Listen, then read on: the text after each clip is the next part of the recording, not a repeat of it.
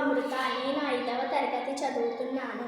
మా పాఠశాల పేరు నగర పాలక ప్రాథమిక పాఠశాల సంజయ్ నగర్. నేను ఈరోజు సంస్కృత పద్యం చెప్పబోతున్నాను.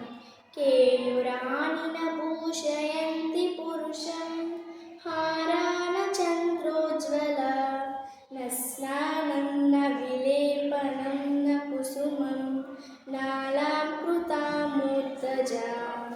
వాణ్యేక సమలక్ష్ణోతి పురుషం యా సంస్కృతారాధ్యతే క్షీయంతే కిల భూషణాని శతతం వాగ్భూషణం భూషణం వాగ్భూషణం భూషణం.